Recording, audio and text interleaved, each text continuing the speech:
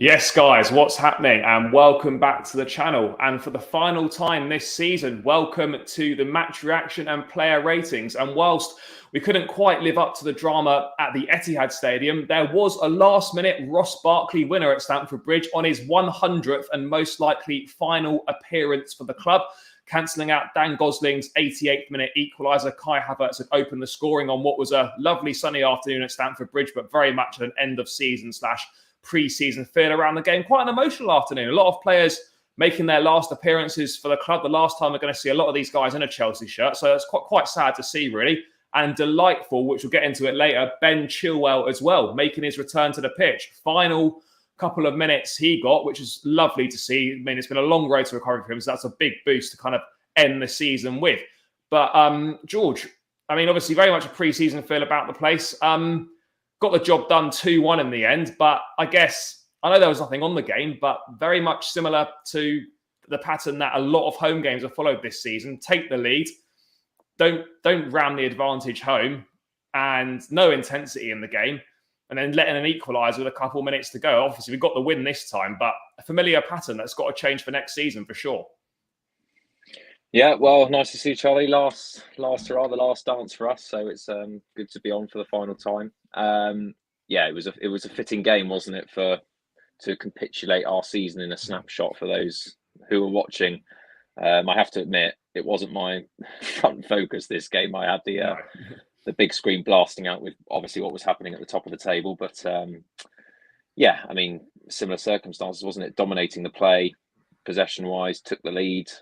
Couldn't close the game, couldn't finish chances, bit sloppy in the mid-patch of the game, allowed them back in, looked almost to be done with a really toss draw for the last game of the season, but lucky that Barkley came up with the winner. So look, it's a positive way to end out. It's a good one for the fans that are there to end on a winning result, but there's lots to change for next season, and I feel like we've kind of stumbled over what's been a very difficult line to cross this season.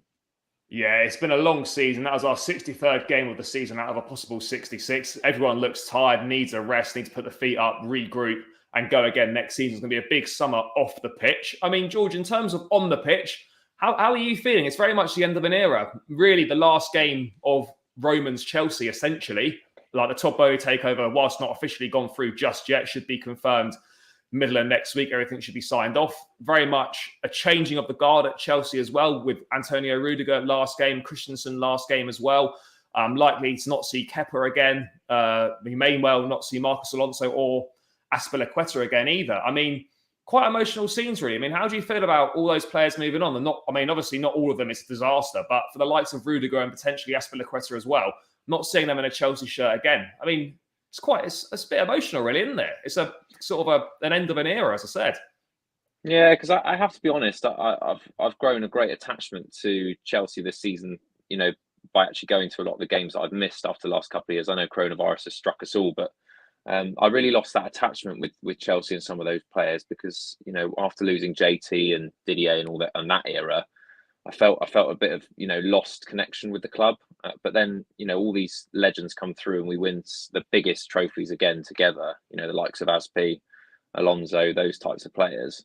And yeah, it is sad to see them go because I still feel like some of those have got a lot to offer, but some of them are going under personal preferences onto new challenges, which is fair.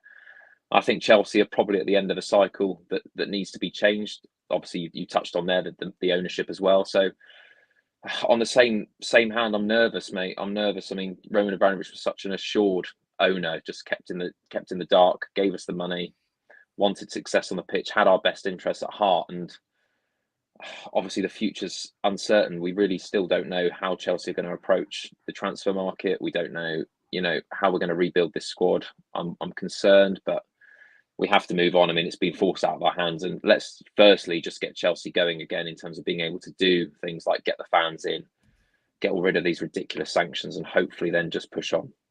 Yeah, 100%, mate. And this kind of sums up the season. Right now, Azpilicueta is making a speech on the Stamford Bridge pitch, and we're carrying out the player at the club end of season awards on Stamford Bridge after the last game of the season because of the sanctions. We're not allowed to host our Player of the Year awards. So Azpi's just presented Mason Mount on the Stamford Bridge pitch with the Chelsea Player of the Year award.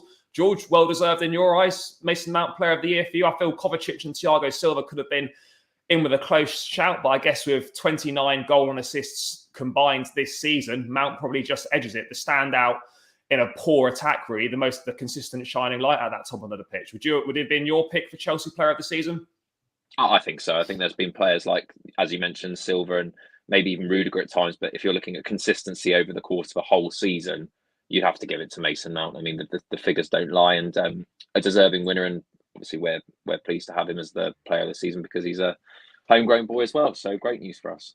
And just on Mount as well. I mean, obviously, it was announced a couple of days ago now. What did you make of the fact that he missed out on the Young Player of the Year to Phil Foden? Now, I'm not saying that Mount should have necessarily won it, but Foden, I feel he's not had that great a season. Obviously, he's been part of a title-winning side with Manchester City, but I mean, it's not been a standout. I think he very much gets, hyped up by the media. He's got a great PR team.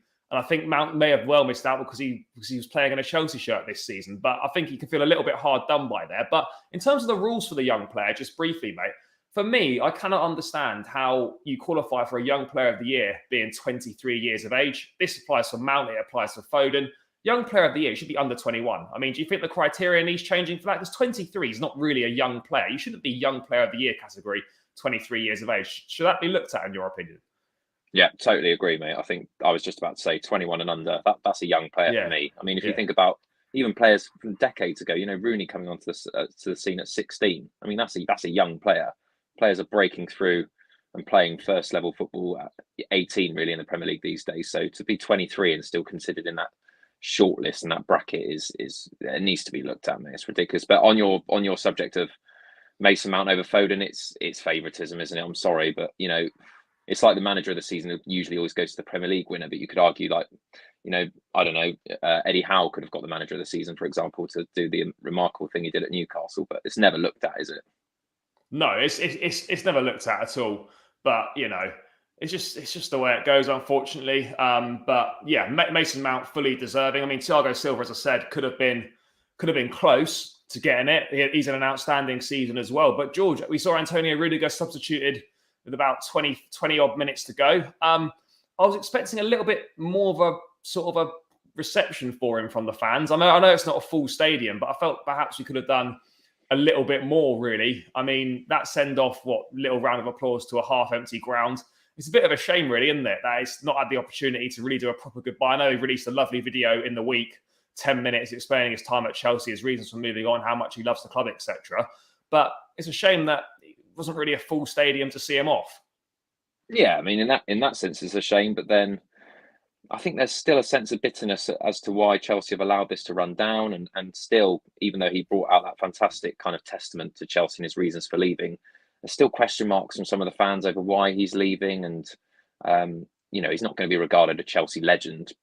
So he's not going to get the sort of standing ovation that other players would get. But it's a real shame to see him go because we've got him in the peak of his powers. And, unfortunately, it's down to preference, and maybe we'll never know why we've allowed it to get down to that contract situation. But I think that's why the reception was a bit, 50-50 today. Yeah, I mean, do you think, Azpilicueta at the moment's getting a round of applause for the Matthew Harden as he goes around the pitch for the final time. Obviously he's got the option to stay, but he's also got Barcelona with an option on the table there. He's almost said himself that he feels like it could be the end of a cycle for him. I mean, if this is to be his last game, George, how will you remember him? Because what a servant he's been, 10 years at the club, captain, the only player to win everything you can win at Chelsea. Statistically, our most successful player. Quite some legacy he's built for himself, isn't he? And he's only £7 million. Are you going to miss Aspie? Yeah, of course I'm going to miss Aspie. I mean, he's a warrior, and I think it's very, very difficult to fit into the shoes of someone like John Terry and take over, who literally is captain, leader, legend, and he's technically been our most successful captain. So again, really hard one to swallow, but it's slightly different there because I'm quite happy for him because I think he was, in terms of, we're talking about Rudiger and losing him at the peak of his powers. I think we've seen the best of Aspie, so I think it'd be right for him to move on to go back to Spain, play, new challenge for him. Chelsea need to move on. He's not going to be a starter anymore. And obviously, if he does decide to stay, fantastic news. But I think we'll always remember him as, you know, one of the best in a Chelsea shirt, and deservedly so. Yeah, no, I would agree. I would definitely agree, mate, that, you know, it's probably right for him to move on. His legs have gone a bit now. He's played a lot more than he probably would have expected to play this season, perhaps more than Chelsea would have liked to have used him. But yeah, it's going to be different. But you know, different can sometimes be good. It's a new era. Bowley coming in, new signings to be made, a lot of players moving on. Very briefly, George, lastly on this, obviously no Andreas Christensen or Marcus Alonso in the squad. Both of those are going to move on. How do you feel about players not getting a goodbye after being, you know, whatever you think of them, being good servants to the club? Christensen's been here since 15, 16. Alonso's been here a long time, given some iconic moments to the club. Do you think it's a shame that they weren't in the matchday squad at all today? Not really an opportunity to say goodbye? I mean, how do you feel about that? I think it's a shame. I know there's a famous saying that there's no sentiment, there's no space for sentiment in football, but I disagree. I think there are chances and opportunities, especially when we've got nothing to play for, to just say, well, you know, you've been a great servant, you can come on, or, you know, you can come off on your number. Obviously, that wouldn't have been great for Alonso being number 3, but Yeah. Third minute sub, cheers. Yeah. Do you know what I mean, though? I think you can do it. There's nothing wrong with that. I think that's why we love football, because of things like that. I mean, it was a similar situation with Jesse Lingard at Manchester United, not getting, you know, in the team at all, despite his service to the club. And I know obviously he's not the same regard as, say, some of the players we just mentioned there, but I think there is room for it, and it's a shame that those players won't be able to say goodbye properly, because, again, despite Alonso not being maybe a Chelsea legend, he's done a lot for the club, and I think he deserves he's it. done a lot. Yeah, no, yeah. I would agree. I think it's a shame, really. But I mean, back to the game itself, mate. Nothing to play for, as you mentioned. Watford already relegated. We've already secured third place. A lot of people before the game saying it would be a great opportunity to give some lads from the academy a chance to see what they can do, to blood kind of the next generation sort of coming through from Cobham, give them some exposure to top flight football. Harvey Vale picked up his Academy Player of the Year award before the game, but none of them were in the squad at all, none on the bench. I've seen some people not pleased about this. I mean, I don't really feel, I'm not that fussed about it. Would I have liked to have seen some? Yeah, it would have been great, but ultimately, I mean, for a dead rubber game, a one-off, I think it's better just to assess these guys in the pre-season and go from there. I mean, do you think it's a missed opportunity? Would you have liked to have seen some of the academy lads on the pitch today, whether it from the start or from the bench? Would I have liked to? 100%. Yeah. But yeah, 100%. But then if you're asking me, has Tuchel made the right call on a professional level? Probably yes. You know, you can't just throw out, you know, your kids for the sake of it. I think there's got to be, just like England cap shouldn't be thrown out. You've got to earn your place, I feel, and Tuchel won't just allow these players. It kind of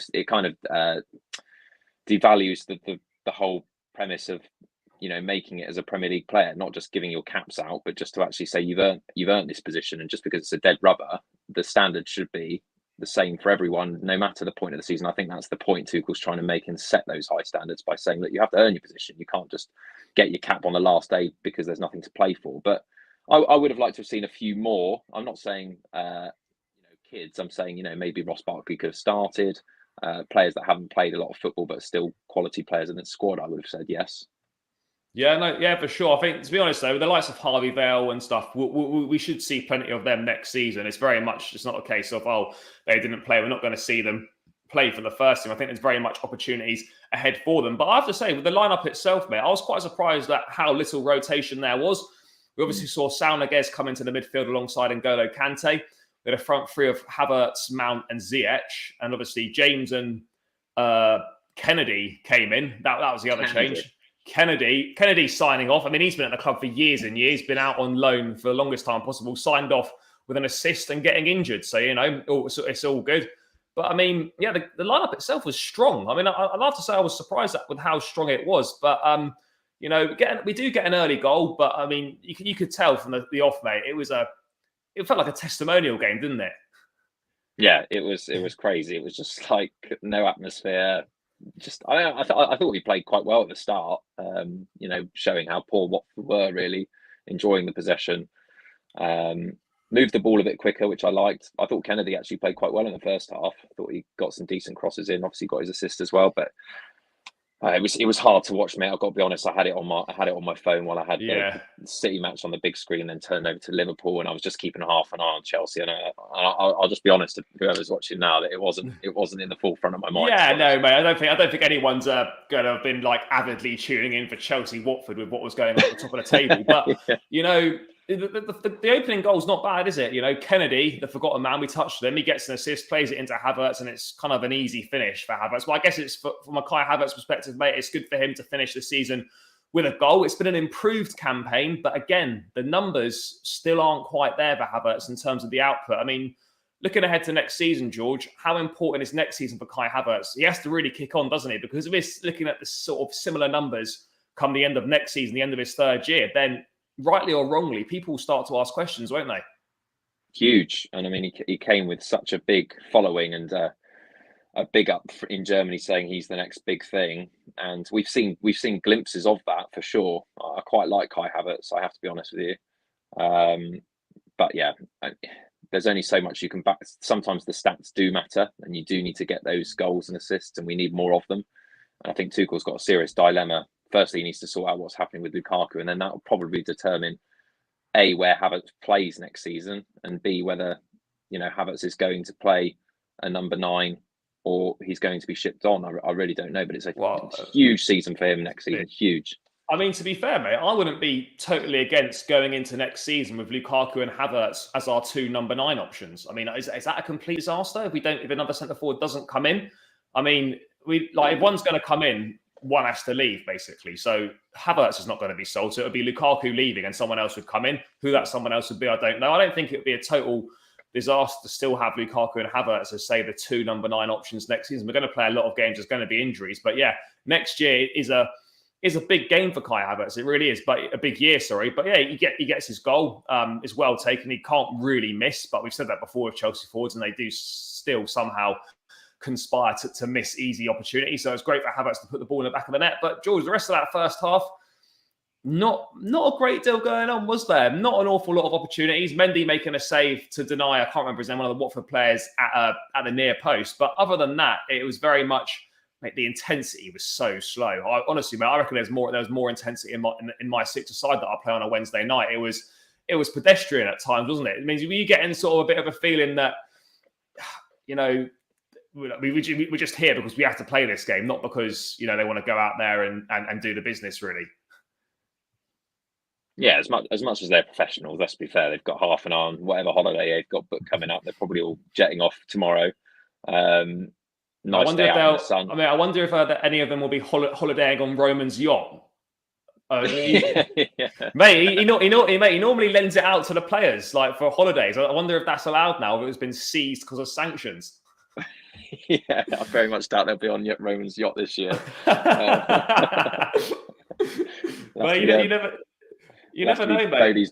Bodie's boat instead. Yeah, man. I know Bodie's got a few things up his sleeve that he can lend to the lads. But yeah, I mean, they're very much sort of a kind of on holiday sort of vibe. But yeah, the game itself was, I mean, let's be honest, it was quite poor. I mean, George, when we get to the end of the game, like 80 odd minutes, 88 minutes, and you just typical Chelsea kind of going through the motions, ball comes into the box and fucking Dan Gosling scores. I mean, what do you think when it goes 1-1? I know it doesn't matter at the end of the day, but it's not great, was it? No, mate, I actually turned my phone off at that point. I just was like, this is absolute, this is shit. This is just, I'm so done with this season. The fact that Dan Gosling scored in the 88th minute at the Bridge to stop against an already relegated Watford where we can't even win. And it's like, for goodness sake, I'm so done with this shitty season that promised so much. And I think that's where it hurts the most, that, 2 finals, Champions League we played are probably one of our best away European nights, couldn't get through. Yeah. It had all the course to make, even at Christmas, we were like, doing well in the league, top of the league, it looked really, really solid. And for some reason, it just all fell apart. And, and that just summed it up really when they scored the equaliser. I just thought, I'm so done with this. Yeah, it was mad. And then, mate, the forgotten man himself, he's barely played. He scored a penalty at Wembley. Ross Barkley, on his 100th appearance for the club, mate, comes up with a last-minute winner on what could possibly be his last appearance for the club. It should be, because he's shit. It should be his last appearance for the club. I just hope that goal doesn't give the powers that be any ideas that Barkley's worth keeping about. But I suppose nice for him, George, to get a goal on his farewell appearance for the club. Would you very much expect Ross Barkley to be moved on? I presume that's a big yes.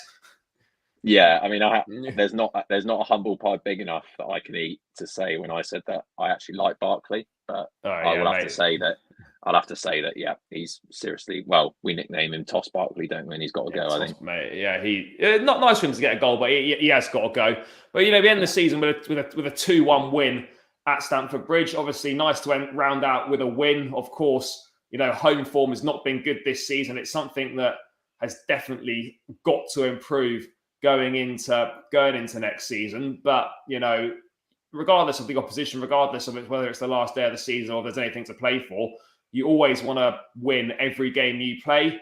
So it's important that we did get the win, just to take that into the off season, and then obviously go again from there.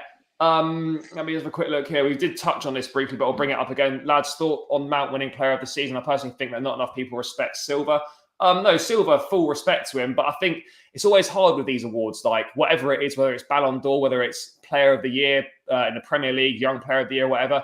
Defenders never get as much credit as attacking players do. Silva's had a phenomenal season, and he would have been a thoroughly worthy winner for his age and his performances that he's put in this season. But ultimately, it's really difficult for defenders to be given the nod in awards over attacking players. It's just, whether it's right, I think it's wrong that that's the situation. But that's kind of the reality that we're in at the moment. That attacking players, because they score goals are obviously viewed as more glamorous than keeping clean sheets and last-ditch blocks, etc. So whilst he would have been a worthy winner, I can understand why Mount was given it. I mean, George, anything to add on that? I mean, it's just the way it is, isn't it? I mean, can you see that changing anytime soon? Because defenders obviously definitely don't get the recognition that the attacking players get.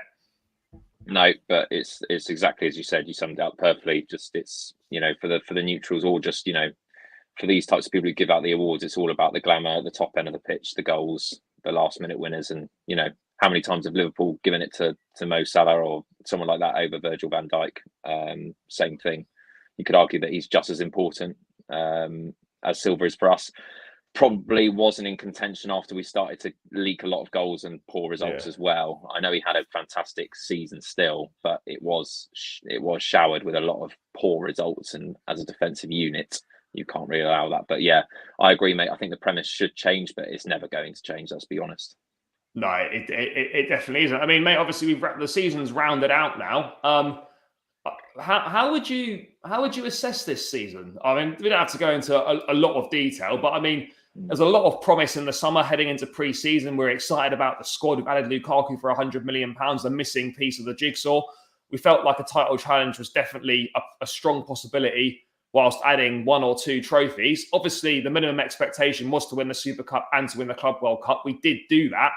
Made 2 domestic finals, which is fantastic, but fine margins in football, lost both on penalties. Someone's got a miss in a penalty shootout. Unfortunately, both times it was for us. There's been a lot going on, sanctions off the pitch, Lukaku interview, players out of contract leaving, players not wanting to be there, etc. We've been through the mill this season, on and off the pitch.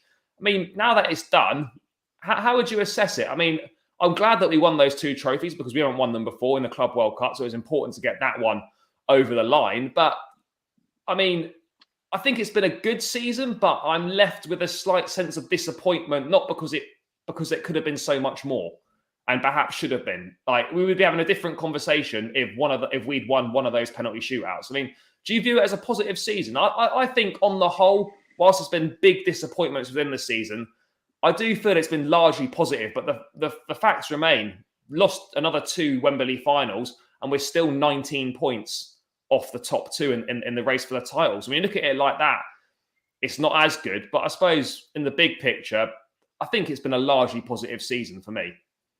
Yes, it's exactly that, Charlie. I see it as a glass half full, to be honest with you. I think penalty shootouts, love them or hate them, you've got to have a loser. And unfortunately, it's happened to us on both occasions. But we still got to those finals and took arguably one of the best sides and could be crowned European champions in a matter of days to penalty shootouts without conceding a goal. I know no one cares about that at the end because you just won the trophy, but we're still making those finals. With the league, I'm satisfied because I don't think we could have done any better with how well the other 2 teams are doing, and we're next best. I don't buy this whole but we're X amount of points behind and we got to close the gap. But they could have a total different amount of points next season. It doesn't mean that they're going to grow that points tally even more next season. We've won with the league with more points before than what City have just won the league with today. It's not impossible. Doesn't mean that they're going to have great seasons next season. And it's just that sour taste, isn't it, left because of the fact that we could have had 2 domestic cups. And like I mentioned in the show, that we played one of our best nights away in Europe, should have gone through really against Real Madrid as well, and that could have catapulted our season even more. But I still feel if we had Chilwell and James fully fit for the season, I think the gap would have been closer. But again, we all thought at the beginning of the season that Lukaku would come in and be that missing piece to the puzzle, and unfortunately, it just didn't work out for him. But yeah, it's been a tough season. What a season! Like, remarkable in terms of a story. I mean, you couldn't write it. But Yeah. I think we've coped very well considering the circumstances. Mate, we must be one of the first clubs, or one of the only clubs ever, or part of a select few that have ever had sanctions placed on them. I mean, I'm not a statistician, or I've not got the history books to hand, but I mean, I can't think of any clubs that in a season have been sanctioned and not allowed to do certain things, not allowed to negotiate with players, extend contracts, offer new contracts, or whatever it is. When you actually sit back and look at it, the whole sanctions business, it was ridiculous. You couldn't make it up. You really couldn't. I mean, it could only happen to Chelsea, couldn't it, in terms of that sort of thing. But I mean, George, a big plus today, which is a really nice story for the end of the season. Ben Chilwell, I mentioned it at the top of the show. He was back in training with the first team last week. I wasn't expecting him to be anywhere near a football pitch until really after the World Cup. That might still be the case. But how pleased were you and how surprised were you to actually see Chile feature off the bench for the last few minutes? I mean, what a lift that is for everyone involved at the club and for the first team as well, because in that first part of the season with him and James, they were on fire. I was so pleased to see him. Brought a massive smile to my face, more of a smile than Gundogan's goals for City, seeing Chile come on the pitch. But I mean, how much of a plus is that for the club as well, mate, and for Chilwell himself, and just for the fans in general? It was great to see, because it's been a long time since we've seen him on the pitch. Yeah, to me, it meant more than the result. I think it was the highlight of the afternoon to see someone who has been fantastic for the club. He's played like he's been there for years. I know, even if we look back, he wasn't Tuchel's first choice at the start of the season, which was surprising. He was out of the side for a long time. Yeah, but he's been incredible. Fair play to Frank for bringing him in. I think it was £50 million at the time. Great signing, and he's got more to come. And I'm so pleased for him, because it was a horrific injury, and I'm still convinced that a fully fit James and Chilwell for the season, we're a lot closer, and possibly might even win one of those domestic cups. I mean, hindsight's a wonderful thing, but great to see him back. And let's just hope he has a really solid pre-season under his belt and comes back all firing ready for next season. Yeah, no, 100% there. But I think it's also important to put a bit of context, or not, I don't know if context is the right word, but you know what I mean? Like, rein the expectations in a little bit, because people are going to be thinking, like, going to be wanting Chile to hit the ground running and just go back to exactly what his form was before he got injured. It's going to take a number of weeks, if months, for Chile to actually get back up to speed with the Premier League, getting the performance level back, the minutes in the legs. It's been a long layoff, 2 or 3 minutes against relegated Watford on the last day of the season in the sun. A bit of a jog about. It's totally different 90 minutes up and down the pitch against top level opposition in big matches. So how important is it that we don't overhype it and put a lot of pressure on him? Whilst it's lovely to see, there's still a long way to go until we see Chilwell regularly playing for Chelsea again. Yeah, well said, mate. I mean, again, I'm one of those people who just expects, players to come back and you're like, well, that's Ben Chilwell. Ben Chilwell should be playing 7, 8 out of 10 every week, regardless of the injury. But we've seen it with other players like Luke Shaw. Never really been the same at United ever since that horrific injury. All you can do is manage it, and that's why the professionals are in charge and do what they do week in, week out. His minutes will be managed, his training will be bespoke to him, and at least now he can really work hard on his rehab and his pre-season, hopefully injury free. But like you said, mate, you can't expect him to come back straight away and be churning in performances against top level opposition. It's going to take time. Yeah, no, it is going to take time, and it's really important we give him that time. I'm sure we will. But yeah, I mean, the game itself. I mean, George, we actually end the season as the only team I think it's a Premier League record. I'm just going to bring the stat up on the screen now so I don't get it wrong and embarrass myself. Wouldn't want to do that. I'm pretty sure that we're the only team that hasn't lost a game at home whilst leading at half time for the whole part of the season. I'm just going to find it now because I just want to make sure I get it right. Because I don't want What's to be... your source? Oh no, mate! I'm going to find it now. Hold on, I'm going to find it because I don't want to butcher it and get it wrong. Yeah, this is it here. I'll bring it up on the screen. I don't know if it's true or not. I mean, people could be tweeting out misinformation. Wouldn't be the first time. But I'm going to bring it up now. I mean, it doesn't really mean a lot. It's another record for the club, but this is it here. A bit of a niche one. Chelsea are officially the first team in Premier League history to go an entire season without losing at half-time in any game. I mean, that's quite remarkable. I mean, I'd have to go back and look at that. But when you see that, George, over a course of a 38-game Premier League season, we've gone through the whole season without losing at half-time. I mean, can you believe that? Is that true? I don't know. Yeah, but it's just a bollocks nothingness stat, isn't it? Really, that's like saying, we've had the most possession in the first 20 minutes of all games. It's just like, it's not the greatest, but I mean, it doesn't mean anything, does it? Really? I know, but like when you actually, I'm not saying it's amazing or anything, but when you actually think about it, like over 38 games to not be losing once at half time, you wouldn't expect that, would you? No, which actually just come up. My tweet's just come up on my screen as well. With the exact same thing. So, I mean, it is. I mean, it would have been great if we could then see out those games. Chelsea... Well, this is true. I'd rather see those games out than have those other problems. Yeah, and Chelsea of old with Mourinho, perhaps that's a title-winning stat right there. Because at 1-0 we used to be so assured, but. Yeah, I mean, we also had a record today for the biggest ever win on the last day of the season when we beat Wigan to win the title 8-0. Yeah, that was 8-0, yeah. No, mate, no chance of an 8-0 today. No, I think, no chance. No chance of an 8-0 all bloody season. Absolutely no chance. No. Absolutely no chance, mate. Absolutely no chance. Mate, this is another one that I'll bring up on the screen now. We know there's work to do in regards to the home form, but this one from Opta, the old stats guys, work to be done for sure.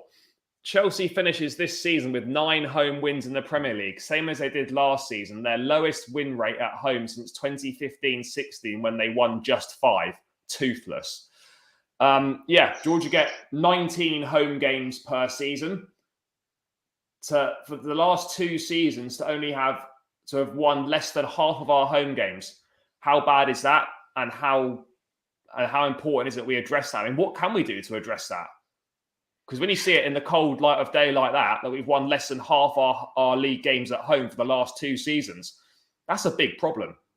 Well, it's the $1 million question, but I think Chelsea, as the stats show, do prefer playing away from home. And I think for the reasons that we've touched on in previous shows, the fact that we think that Stamford Bridge is quite tight, we find it difficult to defend against a low block. We're a much better counter-attacking team that you often get when you play away from home because teams will come at you a little bit more. It's just a shame because when you look at the start of any season, you think, go back to basics, win your home games, and then anything you get away is an advantage or a bonus. And Chelsea, for the last couple of years, have done so well away from home, which is considered the harder bit. And then the Bridge, which used to be an absolute fortress, just, crumbling. I mean, the Bridge has fallen down. It's just... Wow. It is falling down, isn't it, mate? The Bridge is falling down. Compared to what we've been used to over the years, is how bad the home form's been for the last couple of years is concerning. It's got to change. I mean, as we've said many times before, if the home form doesn't improve, we're never going to challenge for the title. It's as simple as that. You have to have, out of 19 home games, you really need to be winning at least 15 of those. You really do. You can't really afford to be losing or dropping points in more than 4, 5, 6 home games if you're realistically going to have a chance at the title. That has massively got to improve, but I mean, hopefully that can improve next season. I mean, George, let's get into the player ratings then. There wasn't an awful lot to discuss in the game, very much a testimonial feel to the match. Guys, please do smash a like on the stream. Last one of the season. Please do click that subscribe button as well. Closing in on 500 subscribers. If you're watching now and you're not subscribed, click the subscribe button. It really helps us out, and smash a like on the stream as well. Really appreciate all your support this season. So one last push for that 500 mark by the end of the weekend, hopefully. Let's get into it, mate. Edouard Mendy in goal. George, were you surprised that Kepa didn't get the nod, seeing as it's most likely going to be his last game for the club potentially? I mean, well, whilst it'd be great to keep him as a number 2, financially with the wages he's on, that doesn't make sense at all for a number 2 keeper to be on as much money as he is. So I would expect if an offer came in, then he would move on. It's a World Cup year. He'll want to play for Spain, get some first team football. Are you surprised he didn't get the nod? Yeah, again, when I said it earlier in the show that there's room for sentiment in football, just give your second choice goalkeeper the nod for today. There's nothing to play for. He's got a chance to play one last time potentially in front of the home fans, and not saying he deserved it, but again, I don't disagree with Tuchel's professionalism of not allowing that to happen for standards, and surprised, but that would have been my own choice. But then again, you go with your first choice, and he's respecting the opposition at the same token. So, and right for you, in your opinion, for Kepa to be moved on this summer. I think it's the best thing for all parties concerned. I would like to keep him because I think we're in a luxury position where we have 2 very good goalkeepers, but in an ideal situation, it's not financially viable. And I think for Kepa, he's good enough to play for another club as a first team goalkeeper. So if I was Kepa, I'd be moving, but if I was the manager, I'd want him to stay. So again, difficult one. Yeah, no, for sure. Mendy himself, mate, not an awful lot to do. Made a couple saves and obviously picked the ball out of the net towards the end. But again, it's hard to give him a rating, really. He's had a solid season. A few mistakes crept into his game in periods of the season, but on the whole, he's the number 1 keeper without a doubt.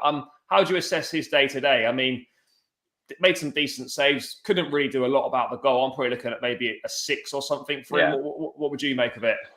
Yeah, I was going to go 6. I thought it was above average. I think he was a bit busier today than he has been in previous games. Did make some decent saves. Couldn't do anything about the goal, and we have won the match, so you've got to give it a bit of a better than above average. So I'd say 6. And moving on to the captain, Azpilicueta, maybe not his last appearance. I think it probably is. Starting on the right-hand side of that back 3. What did you make of his day? I mean, solid but not spectacular, I guess is what I would go with. Yeah, that's a really good summary. Solid but not spectacular, and I think that's exactly what we saw today. We saw the frailties that are perhaps creeping in his game with age, but he's still an absolute legend, a leader, still very solid. And again, I'm probably looking at a 6 again. Yeah, I think so. I think a 6 is fair, really, for Aspie. Moving on to Thiago Silva. I mean, an end of a really long season for him. I think he's played the most games he's ever played in his career. And at his age, that's quite something. And with the level of performance he's churned in, season game after game this season, has been absolutely phenomenal. How would you assess his last game of the season for the Chelsea? Again, I don't know. I thought he was good, but to be honest, the defenders didn't have an awful lot to do, did they, mate? No, we were so much control. It was one of those where we didn't kill the game and we just nodded off for a split second. But really, Watford didn't deserve anything either today. We were in total control, and that's where the complacency settles in, doesn't it? Because certainly as defenders, they've had nothing to do all game. The top end haven't scored a second to kill off the game, and then all of a sudden, you've allowed Watford back in. But again, I thought the defence was pretty solid. They didn't have anything to do apart from that one goal. And Silva, just remarkable, defining all kind of things about age and proving that it's just a number. And he's my favourite Chelsea player in this current squad. So that just shows it all. I think a 6.5 is fair, I think. Yeah, I think so. I think he was better than Aspie today. Yeah, and Rudiger, mate. Sad times, really. Final appearance in a Chelsea shirt. We won't see him at Stamford Bridge again in that blue shirt. We'll never see him again in a blue shirt for Chelsea. Firstly, mate, how do you feel about that one? Now that it's done, we're not going to see him in a Chelsea shirt again. Bit sad about that one, or these things happen. Players come and go all the time, but yeah, it doesn't make it any better. It's a shame to see him go. I would have loved for him to stick around, but you don't always get what you want in football. I don't think sad's the right word. I just think it's frustrating because he's one of those players that is a game changer. You'd love to keep because he's one of the best in the league, and if you're going to so-called close the gap, you want your best players to stay. We wouldn't be having this conversation if Chelsea won the title. No. He would be staying. So it's frustrating that you're just trying to build for next season and you're losing one of your best players. But fair play to him. He's not. I'm not going to cry about it or say he's a club legend or anything like that. I think he's got his own personal reasons for going, and a good send off with a home win today. So again, I'd probably say it matches Thiago Silva's rating, to be honest with you.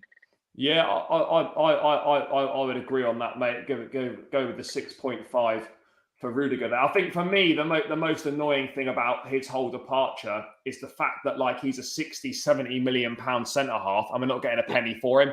That's the biggest disappointment, is we're getting no money for him. The fact that he's leaving, okay, it's frustrating, but this happens in football. The fact that you've got a top player in the prime of his career, and you're not going to get a penny for him, that's really disappointing. I mean, Reece James, another guy who could have been in with a shout for Chelsea's Player of the Season had it not been for so many injury problems. Kind of a quietish afternoon, not awful lot of defending to do. I think he might have got the assist for the goal, actually. I'll have to double check that. I mean, what do you make of James's afternoon? Fairly quiet, really. Not a great deal going on.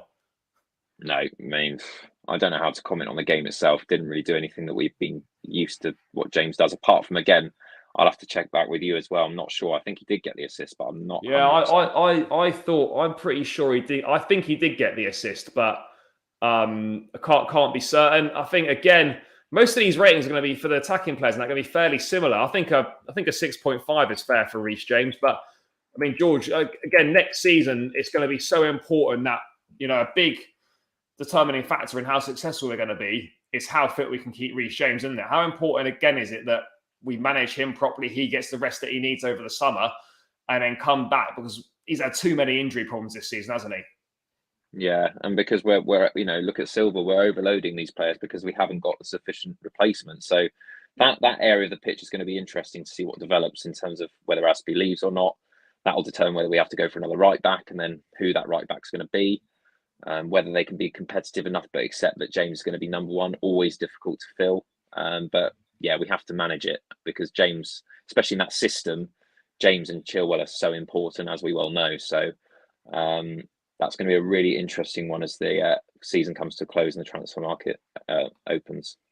Yeah, no, for sure. I mean, no Marcus Alonso in the matchday squad today, so we saw a rare outing for Kennedy. His first minutes for the club since Luton in the FA Cup, where he started. Kennedy actually got himself an assist. He looked fairly okay, He actually didn't look that bad. For someone that's not hardly played any football, he actually did okay, got an assist, looked lively down that left-hand side. Obviously went off with an injury. We're not going to see him again at Chelsea, that's for sure. Don't really have that many fond memories of him, to be honest, because he seemed to be always out on loan. Just one of those signings. But George, fairly bright afternoon for Kennedy. I actually thought he was quite good. I mean, I'd probably be tempted to give him, again, similar rating, 6 or a 6.5.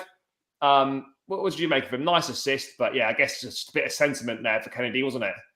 I thought he did really well, to be fair. He did all right, didn't it? To just come in and just, literally, I think people would have looked at the starting lineup and been like, who the hell is that? Because he's been here for absolutely years. And he's come in, shown his Brazilian flair. He was confident. I don't know what to say, because it's not like we can really rate him on anything else other than that game. But I thought he was probably one of the best in that back line today. Mate, end of the season. Let's go with a few Kennedy vibes. Let's give him a 7. 7 for Mr. Kennedy. Kennedy. Kante, by his standards, has had a poor season. Let's be honest. The decline has well and truly set in my opinion. He's still got world-class performances in him. They're just far too few and far between. Today, George, I just kind of felt average. I didn't really notice him that much on the pitch this afternoon. Didn't do anything like any glaring errors or anything like that, but he didn't exactly do anything particularly positive in the game either. I think just kind of average, really, for Kante. And, I mean, for you, George, we go into the summer now with him and Jorginho both out of contract. What would you do with Kante? Would you offer him a new deal, obviously perhaps like a 1-year deal given his age and on reduced terms? Is Kante, in your opinion, worth keeping around? Because he is going into the last year of his contract now, and we don't want to be in a situation where we could be losing another top player for no money. Yeah, I think if it was me, I'd be offering the 1-year deal. I think he's definitely worth it. If he rejuvenates just any of the previous form that he's shown at Chelsea, seasons gone by, it's a no-brainer. The question mark is, obviously, if Chelsea are looking to rebuild, do you just keep, going ahead with the same players who have churned in and out season after season and starting on the decline? And I think we've had this discussion many times on the show. And if you're asking me whether it's him or Jorginho, you'd obviously, I think we're both in agreement that Jorginho would be the one you'd move on. Probably, yeah. But it's becoming more of a tighter call. It's not much in it now. Yeah, just because I think Kante, can he get back to his absolute best? I know he's still recovering. I'd have no issues keeping Kante around if it was very much in a squad role, like a rotation option, not someone that's going to be starting every week.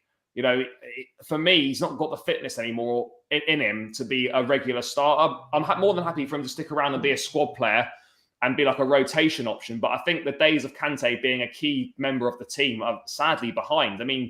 That's just the way I see it. And I think we're probably going to begin to start phasing him out, as harsh as that might seem. But today, George, I think kind of just average, really. Maybe go 5.5. Yeah, just above average, 5.5. I guess a farewell for Sal Niguez. Did he really ever even introduce himself? I'm not really sure, but I don't know if that's a bit harsh, a farewell, whether he introduced himself or not. That's besides the point. Not many bright moments for Sal Niguez in a Chelsea shirt. When you look back at it, a ridiculous signing, really. We thought we were adding great squad depth by bringing him in on loan. It's not worked out at all. I'm sure he's a nice guy, but it's been a disaster, really, if we're being perfectly honest. George, before we get onto a rating for him, your thoughts on the Sal Niguez signing as a whole? Chelsea have made some awful signings. The kindest thing I can say about this is thank fuck it was a loan. Yeah, I remember we both went to the game that he made I think it was like his first start, and against Southampton in the League Cup, and he was absolutely woeful, almost like he didn't know how to play football. I'm not saying that. Obviously, to be fair, at Atletico he was decent, very good impact player, and it sounded like quite a sensible move just for a bulking. And in terms of experience that he's had in the top level, you'd probably say you'd take it, but I think it was a good bit of business at the time. But basically the hashtag is thank fuck it was a loan. Yeah, mate, lucky it's a loan. Move him on for sure. He won't be coming back to Chelsea. What did you make of his afternoon? I thought he was okay in that midfield, to be honest. Nothing amazing, but he had a few opportunities. He was positive getting forward. I'm probably looking at maybe a 6 for Sal Niguez. Nothing much more than that, really. No, I thought it was actually brighter than what he's been in any other Chelsea game, and I think it was probably a little audition for him to get somewhere else for next season. So but all the best to him. But all the best to him. But it's not one that's going to live long in the memory of Chelsea fans. That's for sure. Moving on to the newly crowned Chelsea Player of the Year, Mason Mount. A phenomenal season, 29 goals and assists across all competitions. Our most consistent forward, our standout player in the top end of the pitch, perhaps all over the pitch as well. Fairly quiet game for Mount, really, George. Not an awful lot, but how impressed have you been with Mount this season? Because he's really pushed on from last season. People, including myself, are saying, look, the output's got to be better. He's really delivered this season, and he's been the standout player in what's been a really poor form for the whole front line. Yeah, and I didn't have any doubts about Mason Mount. I agree that his output needed to be more, but when you bring it back to the basics, you look for someone who's got work rate, someone who gives 110%, someone who does what the manager wants, and that's why he's always picked for those big games, because he just does what Tuchel says, keeps his head down, win, lose or draw, bad performance, good performance, he comes back next game and gives it 110%. And that's all you can ask for, and he knows he's got more to improve in the goals and assists kind of area, but he does get tarnished with an unfair brush because of the luxury position he plays, and he gets compared with a lot of other teams and players that play there, like Mahrez. But it's difficult. The thing is, though, realistically, he's a midfield player. His best position for me is like a number 8. He's playing as a winger or an inside 10 or a forward player, when realistically he's probably better as a midfielder. So I'm not sure if he's playing in his best position. He's obviously been very influential this season. But if there were to be a switch of formation and go with a 3-man midfield, I wouldn't be surprised to see Mason Mount drop into the midfield next season.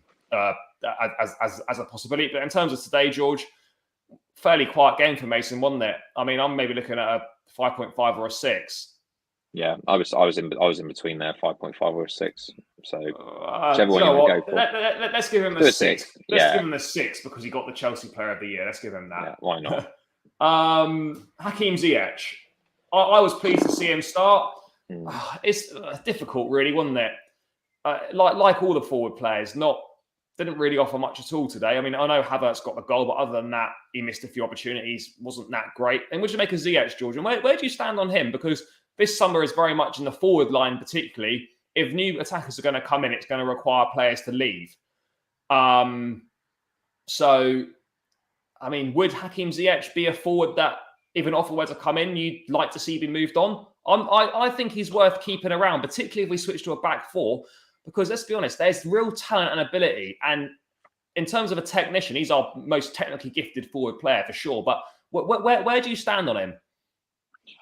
He's like Marmite, isn't he? You love him because he's got so much talent and ability, and he has shown glimpses of just brilliance. But I also hate him because I think he's physically weak. He's lazy off the ball.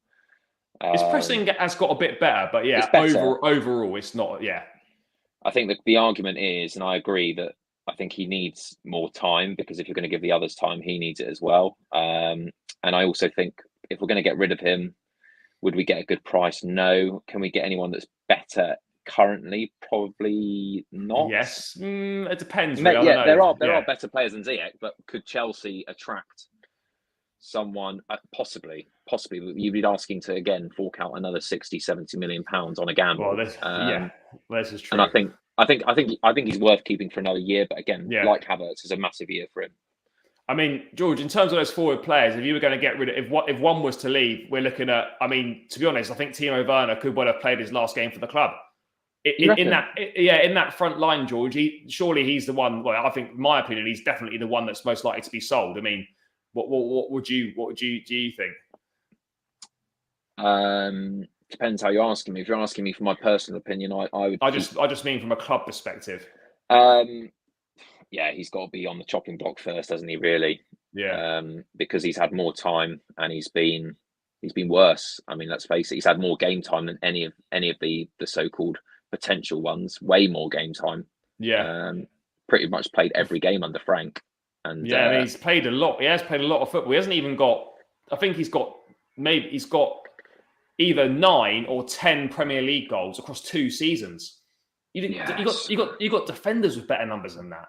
For the minutes he's played and where he's playing on the pitch, that's not cutting it. But this is what I say about Premier League players all the time. The 2 things that are saving him is, one, that the rest of the forward line have not scored either. And the second one is he's got electric pace. So in some games where we do the counter-attack, Tuchel loves playing. But the problem is that you can't have a £50 million player on like well over £200,000 a week. That's good against a handful of teams. No, but I mean, again, it's for a Chelsea point of view. How much money are we going to get for him? Probably less than. Mate, we're not going to get 50 mil for him. No, we're going to get. Well, if we got 30 million from the Bundesliga, let's just take that straight away. But then what? But then it all depends on what Chelsea's situation is in the transfer market. If we've got money to spend, then yeah, let's go again. Let's spend big. But if we haven't, is it more viable to keep these players that potentially could? Yeah, look,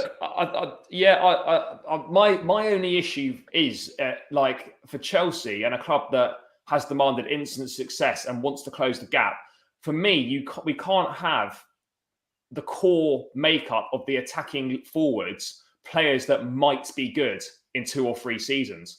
We can't hang about and wait 2 or 3 seasons because certain players might be good. It's okay to have 1 or 2 of those in the squad. We've got loads of them. Havertz might be good. You know, Pulisic might improve and be really good. That's 2 already. Without even looking at Ziyech, might do something. Age not on his side. Werner might be good. At the moment, there's like 4 or 5. Callum Hudson-Odoi might be good. Like the vast majority of those forward players, they might be good in a few years. That's not cutting it for Chelsea. We need players that are going to be good right now. I think another good point that hasn't been touched on yet is you look at the teams around us, particularly like City and Liverpool. Yeah, they've got players in those positions that have played Premier League football before they sign them, and I think that's a huge advantage, because you look at players like Timo Werner and Havertz who do well in Germany when they get more space and play weaker opposition. But if we went for someone like a Saint Maximin, or I don't know, just someone who's played in the Premier League before, I guarantee you probably get more out of them. I really like someone, not that it's going to happen, but like, someone like a Pedro Neto or a Podence at Wolves. These are exciting players. And I do agree with you, mate. Like, there is something to be said for signing players that know the Premier League. And it's not... Look at Mane, look at Mahrez. Yeah, look at Mahrez, Mane, Jota. The list goes on. I know you don't like Grealish, but Grealish, Sterling, those sorts of players all signed from within the Premier League. That, for me, that's one thing that Chelsea don't do enough of. Obviously, the players got to be right, but we should buy more from within the Premier League. And hopefully, maybe that's something that we'll see going forward. I mean, obviously, there's no guarantee that a Premier League signing will definitely work out, but I think there's a higher chance of it working out than it not working out. So I think we could definitely do with kind of changing tact in the transfer market and sign, not always going for the big name, just chucking big money at a big name and hoping it will work. I think we've really got to change the way we do things. And I'm excited to see what we're going to do in the market this summer. Back to Hakim Ziyech, George. Had a couple of opportunities. Again, didn't really do a lot. I think a 5.5 is fair. Probably just above average, but nothing more than that. Yeah, I agree. 5.5. And then let's round out with Kai Havertz. Got the goal, missed a few opportunities as well. But, I mean, George, fairly quiet after being for him as well. And like all the forwards, he's got to... as we touched on earlier, his output has got to improve next season. It just has to. Yeah, I mean, again, he's been highly recommended by a lot of people, and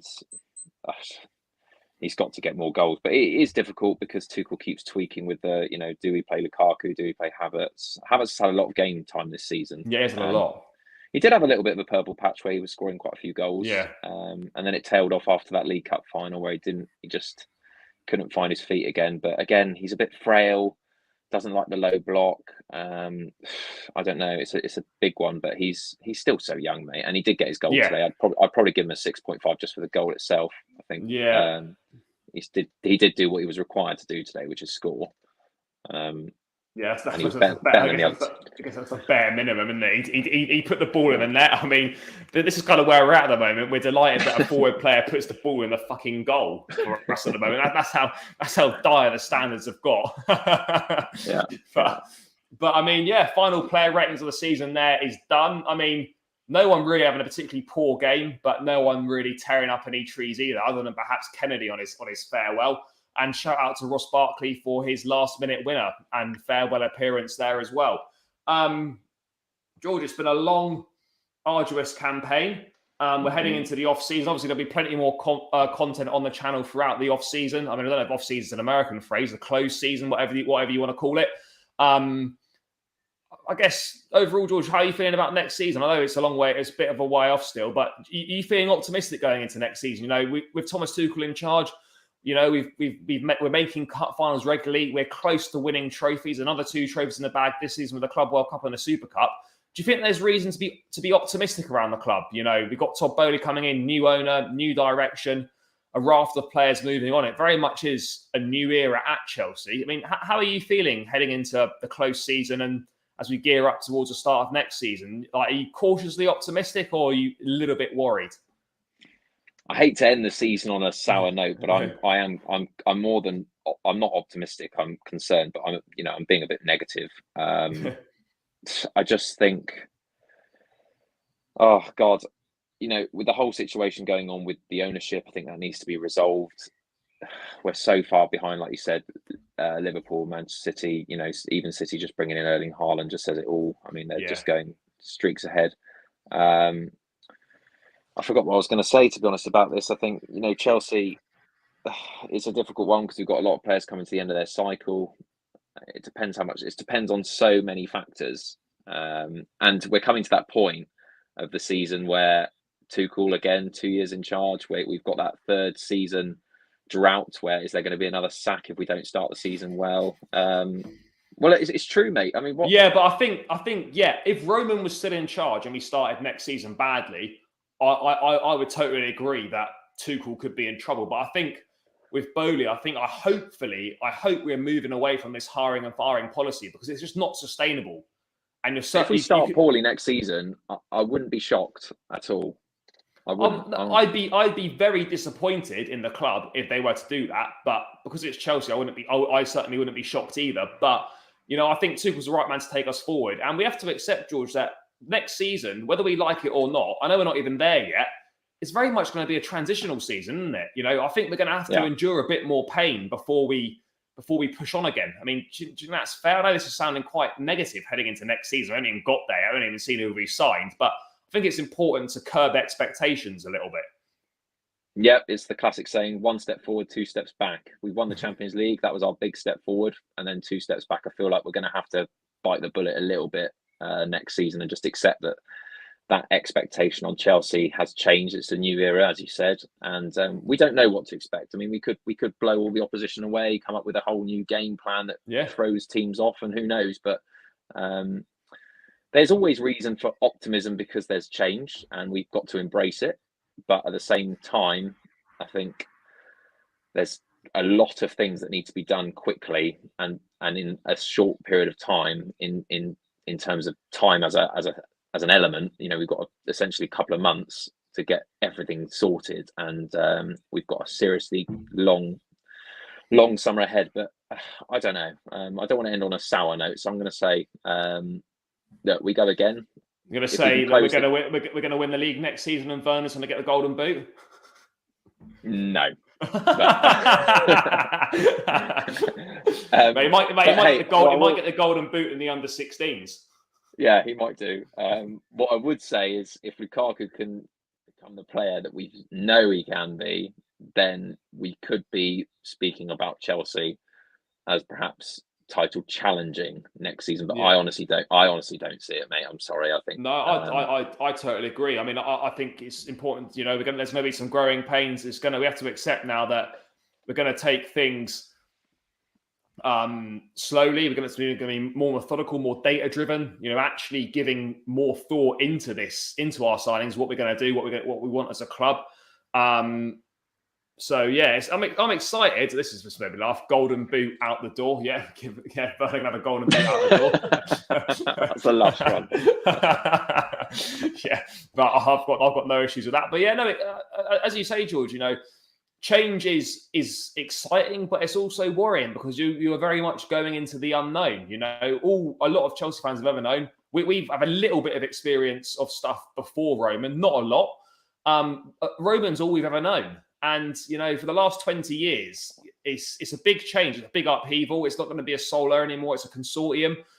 Things will be different, and how things are done at the club will be different. And hopefully things remain the same on the pitch, or actually get better. But yeah, it's going to be worrying times. But that seems like a good point to round that. I think there's definitely room to be optimistic, but I think it's perfectly normal to have a slight air of doubt in the back of your mind as well, heading into the unknown. But I'm very excited for the future. Excited to see what we do in the summer, and excited for the next season and the next couple of years. And hopefully Chelsea can kind of get back to winning domestic trophies and potentially winning a Premier League as well, because that's ultimately what we really want. But guys, just a massive thank you from myself and George for all the support this season. Obviously we will be in the closed season doing more content on the channel. We're not disappearing until pre-season. We will be here, but thanks for all your support throughout this season, on all the match previews, all the match reviews, all the content. Really appreciate it. You're getting involved in the chat. Appreciate it a lot. We've got a great community going on here. The channel's growing. Please do click that subscribe button. Very close to 500 now, so please make sure you click the subscribe button. Smash a like on the stream. It's been a great journey this season. I've thoroughly enjoyed it. Thanks for all of your support. George, thanks as always, mate. We'll be back next week. Well, actually, maybe tomorrow even. The little team of the year stream. Yeah. Have a bit of fun with that. But yeah, Chelsea end with a win at home to relegated Watford. 2 trophies in the bag this season. Glass half full. We're heading into a new era under Todd Bowley. And thank you very much, Ilkay Gundogan. But until then, guys, up the Chelsea, take care, and we'll catch you again soon. Thanks for all your help.